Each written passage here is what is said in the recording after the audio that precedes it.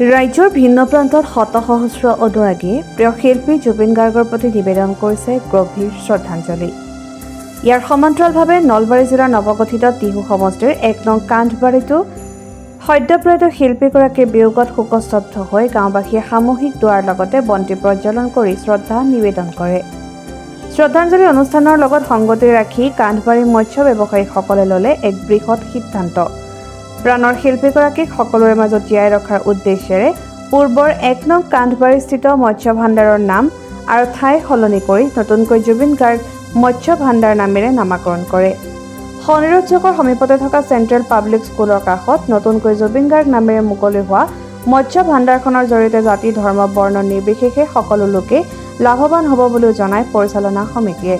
মৎস্য ভাণ্ডাৰখন প্ৰতিদিনে পুৱতি নিশা প্ৰায় ৩ বজাৰ পৰা পুৱা ৬ বজালৈ মৎস্য ভাণ্ডাৰৰ জৰিয়তে সকলো ধৰণৰ মাছ খুচুৰা আৰু পাইকাৰী মূল্যত গ্ৰাহকসকলে লাভ কৰিব বুলিও জানিবলৈ দিয়ে। উদ্বোধনী অনুষ্ঠানত উপস্থিত থাকে জুবিন গাৰ্গ মৎস্য ভাণ্ডাৰ পৰিচালনা সমিতিৰ সভাপতি আয়ুব খান, সম্পাদক ৰফিক আলী, সমাজকৰ্মী শহীদুল ইছলামৰ লগতে মৎস্য ব্যৱসায়ীসকল তথা স্থানীয় ৰাইজ।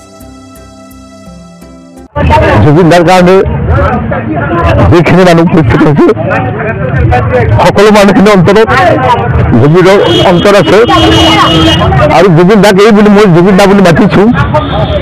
জুবিন দাৰ 16/11/1972 চনত জন্ম হৈছিলে আৰু মোৰ 1/11/1975 জন্ম হৈছিলে। সেইকাৰণে মই জুবিন দা বুলি মাতিছোঁ আৰু এইকাৰণে মই মাতিব লগা হৈছে। জুবিন দাৰ দৰে মহান ব্যক্তি নাই। এইকাৰণে জুবিন দা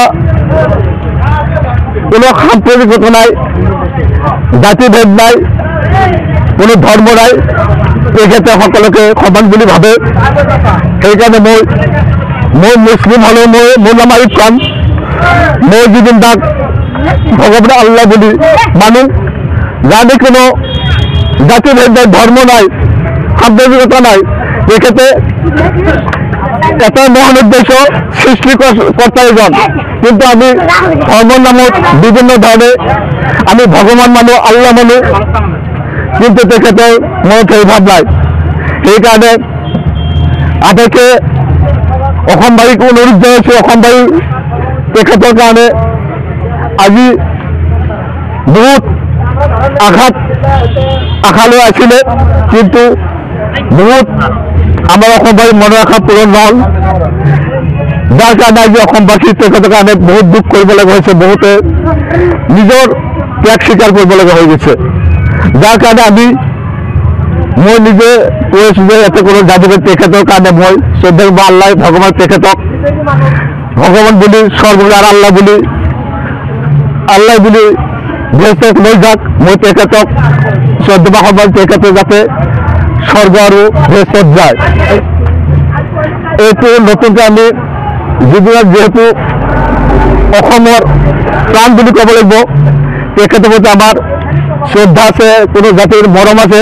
সেই উদ্দেশ্যে আমি তেখেতৰ যিহেতু মহান ব্যক্তি আছিলে, তেখেতৰ নামত আমি নতুনকৈ জুবিনৰ মৎস্য ভাণ্ডাৰ স্থাপন কৰিলোঁ তেখেতৰ নামতে। আৰু তেখেতৰ দৰে যাতে আমি গোটেইখিনি যিখিনি আমি ইয়াতে মানুহ আছে, ইয়াতে কোনো জাতিভেদ সকলো যাতে মিলা প্ৰীতিতে তেখেতৰ নাম ৰাখি যাতে এই মৎস্যটো আমি জীয়াই ৰাখিব সুবিধাৰ কাৰণে।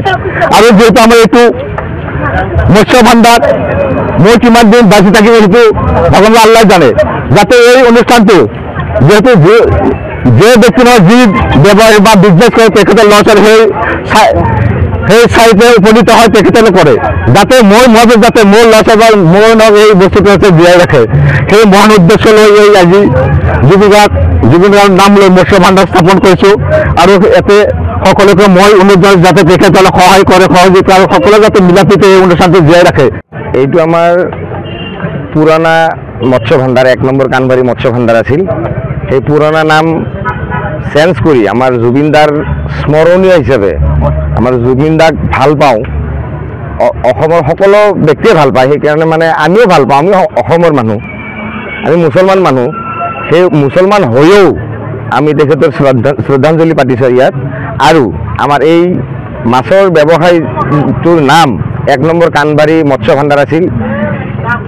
সেইটোৰ সলনি আমাৰ ডাকখন স্থানান্তৰ কৰি আমি আমাৰ মৰমৰ জুবিনদাৰ নামাকৰণেৰে নাম ৰাখিছোঁ জুবিন গাৰ্গ মৎস্য ভাণ্ডাৰ। ইয়াত ৰাতিপুৱা 1 নম্বৰ কাণবাৰী, ইয়াত আমি ৰাতিপুৱা 3টা বজাৰ পৰা 6টা বজালৈকে আমাৰ ইয়াত মাছ বিক্ৰী কৰা হ'ব। ইয়াত সকলো ধৰণৰ মাছ পাব, চালানী মাছ পাব, লোকেল মাছ পাব, যিকোনো মাছৰ কাৰণে আমাৰ ইয়াত মানে নিৰ্ভৰযোগ্য আমাৰ ইয়াত পাইকাৰী খুচুৰা দুটাই পাব, যিকোনো ধৰণৰ মাছ পাব।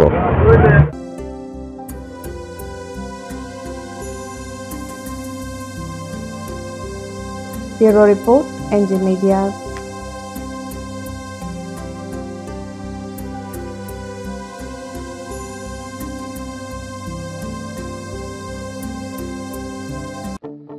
আপোনাৰ সপোনৰ ঘৰখন কেনে হ'ব? আপোনাৰ সন্তান আৰু আপোনজনৰ সৈতে কেনেদৰে কটাব আপোনাৰ আজৰি সময়? এই সকলোবোৰ সমস্যাৰ সমাধান লৈ শুভম গ্ৰুপে আপোনাৰ বাবে লৈ আনিছে আপোনাৰ সপোনৰ ঘৰখন। 362টা ফ্লেটযুক্ত শুভম গাৰ্ডেনৰ সফল নিৰ্মাণৰ পাছতে 20 বছৰৰ ভৰসা 16টা প্ৰজেক্ট 28 লাখ বৰ্গফুটৰ সম্পূৰ্ণ নিৰ্মাণ আৰু 15 লাখ বৰ্গফুটৰ চলিত প্ৰকল্প নিৰ্মাণৰ অভিজ্ঞতাৰে যোৰহাটত শুভম গ্ৰুপে নিৰ্মাণ কৰিছে দ্বিতীয়টো প্ৰজেক্ট শুভম পাৰ্ক। অত্যাধুনিক সা সুবিধাৰে নিৰ্মিত শুভম পাৰ্কত আপোনাৰ আৰু আপোনাৰ সন্তানৰ বাবে থাকিব club, badminton court, community hall, kids play area, splash pool আৰু জিম ক্লাব। প্ৰতিটো ব্লকত থাকিব 2.5 BHK, 3 BHK, 3.5 BHK ফ্লেট। লগতে থাকিব আপোনাৰ আৰু আপোনাৰ আপোনজনৰ প্ৰাপ্তিৰ সাহী। আজিয়ে বুক কৰক আপোনাৰ সপোনৰ ঘৰখন। যোগাযোগ কৰক 6003010110 নম্বৰত। আমাৰ ঠিকনা সোণাৰীগাঁও, তৰাজান, যোৰহাট 785001। 6000ৰো অধিক বাসিন্দাৰ ভৰসা শুভম গ্ৰুপ।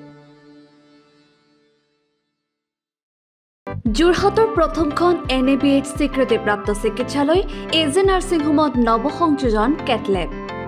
96খন বিচনাযুক্ত neurology, nephrology, urology, medicine, OBS and gynaecology, orthopaedics, paediatrics, cardiology প্ৰতিটো বিভাগৰে নিয়মীয়া OPDৰ লগতে ডায়েলিচিছৰ সুবিধাযুক্ত চিকিৎসালয়খনত সংযোজন কৰা হৈছে হৃদৰোগীসকলৰ বাবে অত্যাধুনিক কেটলেব, য'ত মুখ্য চিকিৎসক হিচাপে আছে অভিজ্ঞ কাৰ্ডিঅলজিষ্ট ডাক্তৰ গৌতম দাস আৰু তেখেতৰ সহযোগীসকল। ইতিমধ্যে যোৰহাটস্থিত চিকিৎসালয়খনত প্ৰথমবাৰৰ বাবে সম্পন্ন হৈছে এনজিঅগ্ৰাফি আৰু এনজিঅপ্লাষ্টি।